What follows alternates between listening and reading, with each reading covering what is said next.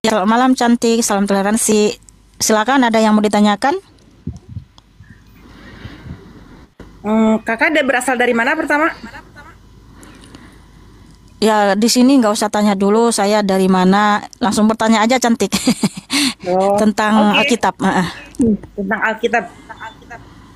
Tadi saya dengar katanya yang pertama naik cowok itu katanya Tuhan Yesus. Ayat apa sih tadi yang diceritain dalam Alkitab? 1 Timotius 2:13, Tuhan Yesus pertama sekali menciptakan manusia itu namanya Adam, kemudian Hawa. 1 Timotius 2:13, karena Adam yang pertama dijadikan atau diciptakan, kemudian barulah Hawa. Lalu Tuhan Yesus memberkati Adam dan Hawa, diperintahkan untuk beranak cucu, memenuhi bumi. Kejadian 1 ayat 26 sampai 31. Dan manusia itu diciptakan hari ke-6. Nah, Tuhan Yesus menciptakan Adam dan Hawa serta beranak cucu bukan untuk meninggoy, Mbak. Tetapi kenapa manusia meninggoy? Karena Adam dan Hawa melanggar hukum. Tuhan memberi perintah di Kejadian 2 ayat 16 sampai 17 ya.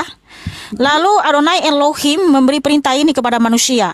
Semua pohon dalam taman ini boleh kau makan buahnya dengan bebas. Tetapi pohon pengetahuan tentang yang baik dan yang jahat itu, janganlah kau makan buahnya, sebab pada hari engkau memakannya, pastilah engkau meninggoy. Mau metong ya.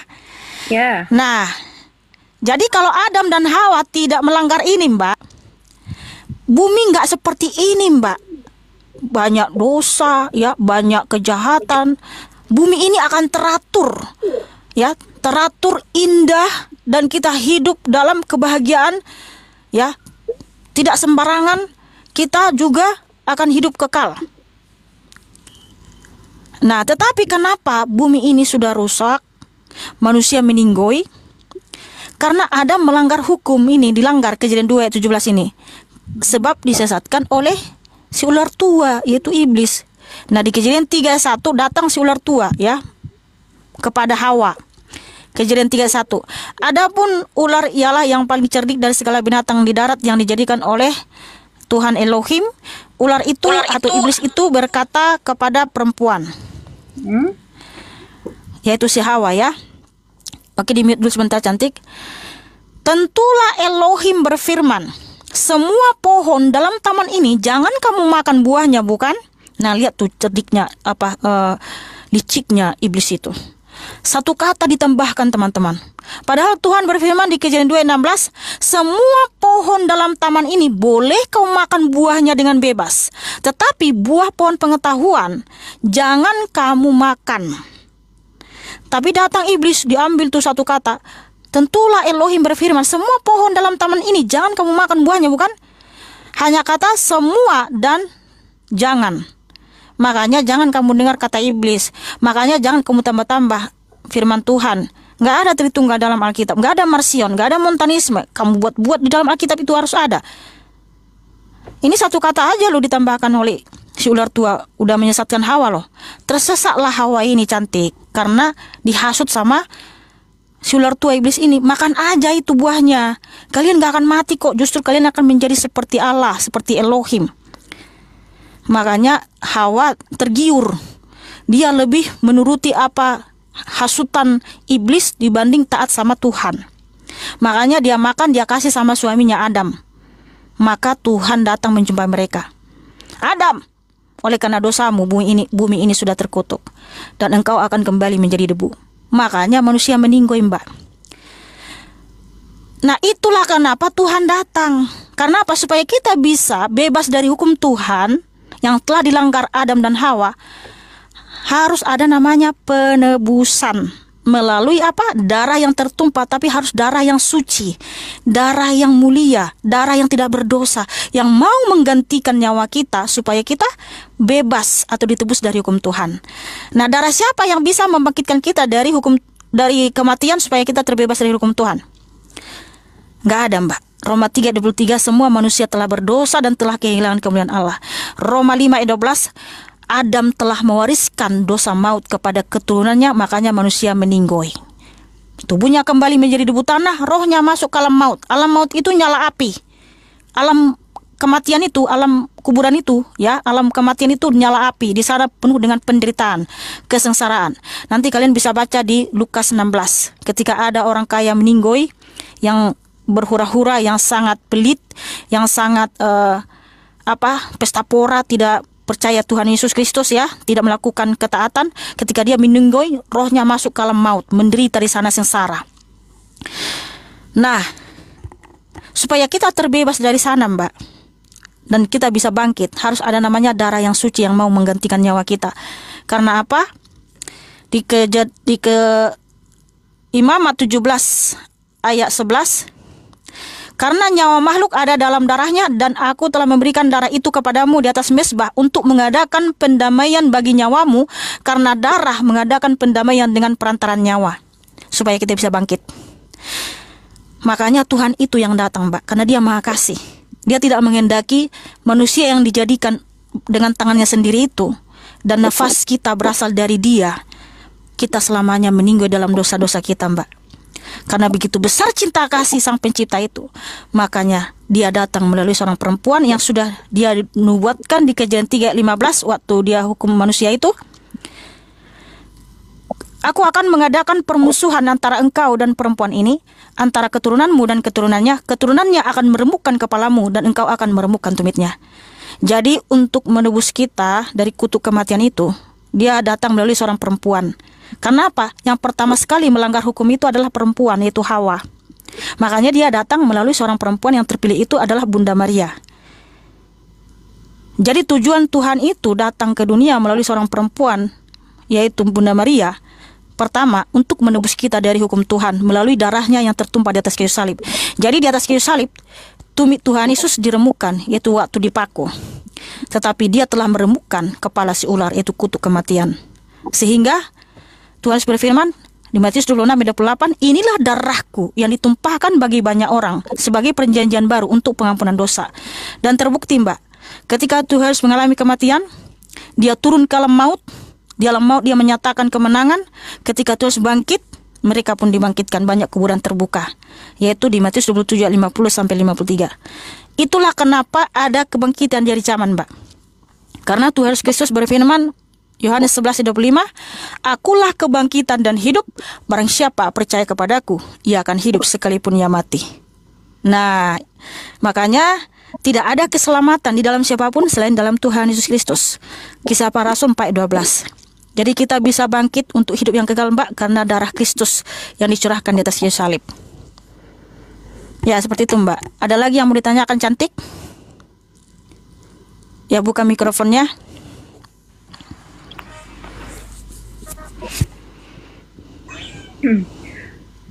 Jadi begini, Tuhan Yesus yang menurut kalian Bapak, itu siapanya Tuhan Yesus? Tuhan Yesus berfirman, Yohanes 10 ayat 30, aku dan Bapa adalah satu. Satu di situ apa? Sama. Karena orang Yahudi lebih tahu pengertiannya ini. Sebab Tuhan berfirman Yohanes 10 ayat 27-30, Dia memberikan hidup kekal kepada anak-anaknya. Dia itu satu dengan Bapa, yaitu sama. Karena yang memberi hidup kekal itu adalah Bapa Sang Pencipta. Makanya orang Yahudi berkata seperti ini, mengambil batu mau melempari Tuhan Yesus. Ketika dia mengaku dialah Sang Pemberi hidup kekal, Dia satu dengan Bapa, yaitu sama. Makanya orang Yahudi mengambil batu mau melempari Tuhan Yesus. Tuhan Yesus bilang begini, kenapa kamu mau melempari aku? Kan banyak pekerjaan baik yang kulakukan. Terus mereka bilang gini, ya, di ayat 33, bukan karena suatu pekerjaan baik yang kau lakukan maka kami mau melempari engkau, melainkan karena engkau menghujat Elohim. Karena engkau sekalipun hanya seorang manusia saja, menyamakan dirimu dengan Elohim, menyamakan dirimu dengan Bapa. Karena Elohim itu Bapa. Orang Israel berkata di Yohanes 8:41, Bapa kami adalah satu, yaitu Elohim, Allah. Nah, Tuhan Yesus menyamakan dirinya. Aku itu sama dengan Bapa. Aku Bapa itu gitu. Tuhan Yesus berfirman seperti itu gitu. Jadi orang Farisi nggak percaya. Makanya disalibkan Tuhan Yesus. Tetapi dampak penyaliban itu tadi, yang darahnya tercurah di atas kayu salib itu membawa keselamatan kekal kepada kita, yang membangkitkan kita di hari zaman. Darahnya Tuhan Yesus itulah yang menyucikan segala dosa-dosa kita untuk hidup yang kekal, bisa masuk surga. Nah gitu Mbak. Makanya orang Kristen, anak-anak Tuhan Yesus kalau meninggoy, nggak masuk lagi ke alam maut.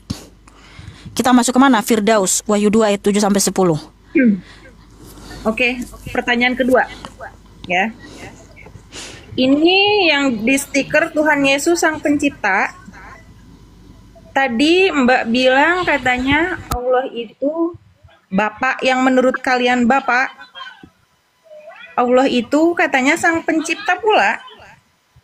Lalu di agama kalian Sang Pencipta itu ada 2. Apa gimana?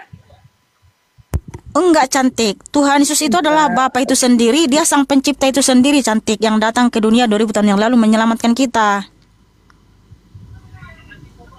Kolose 1 ayat 15-20, Tuhan Yesuslah Sang Pencipta segala sesuatu. Makanya dia adalah Bapa kita yang Maha Kuasa.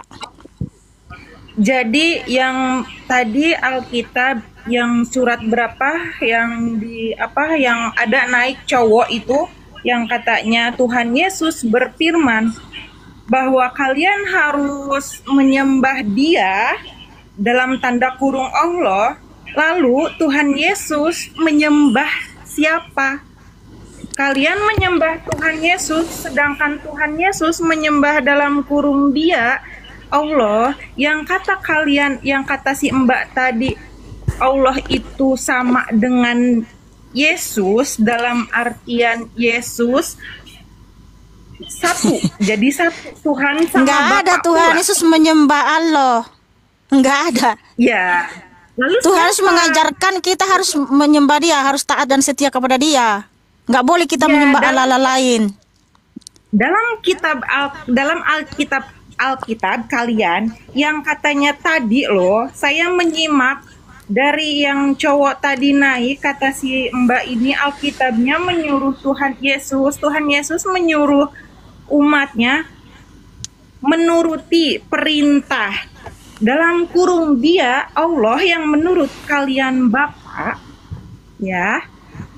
Lalu yang saya pertanyakan itu, Tuhan Yesus menyembah Allah. Enggak ada Tuhan Yesus menyembah Allah, Mbak. Justru Tuhan Yesus mengajarkan bahwa kita harus taat dan setia kepadanya. Kita nggak boleh menyembah Allah. Kita nggak boleh menyembah Allahmu. Itu ajaran Tuhan Yesus, nggak boleh. Lalu Allah Kita harus itu menyembah Tuhan Yesus Kristus. Hah? Lalu yang kalian sebut Bapak itu siapa? Tuhan Yesuslah Bapa itu, karena Tuhan menyatakan aku dan Bapa adalah satu sama. Yohanes 14 ayat 7, Tuhan berfirman, sekiranya kamu mengenal aku, pasti kamu juga mengenal Bapakku. Sekarang ini kamu telah mengenal Dia dan telah melihat Dia. Jadi Tuhan Yesus itu adalah Bapa, melihat Dia sudah melihat Bapa, gitu. Oh, jadi menurut kalian Sebab- itu satu. Bukan menurut saya, tapi itu firman Tuhan Yesus. Tuhan Yesus yang menyatakan kepada kami, ya kalau kamu melihat aku, kamu sudah melihat Bapa, karena akulah Bapamu yang mulia. Efesus 1:17. Tuhan Yesus, Dia Bapa kita yang mulia. Efesus 1:17. Tuhan Yesus pencipta, Tuhan Yesus dilahirkan, dan Tuhan Yesus juga menyuruh Bapa yang dalam kurung Dia sendiri, begitu. Iya, dialah Bapa itu. Tuhan Yesus adalah Bapa kita yang mulia. Efesus 1:17. Dialah segalanya. Ya. Dialah Tuhan kita, Dialah Raja kita, Dia sahabat kita, Dia Bapa kita, Dia Ibu kita, Dia guru kita, Dia Raja kita, Sang Juru Selamat, Gembala yang baik, kekasih jiwa. Semua, segalanya hanya Tuhan Yesus. Tidak ada selain Dia. Oke. Terima kasih banyak Mbak. Iya. Salam toleransi. Iya, sama-sama Cantik. Salam toleransi. God bless you.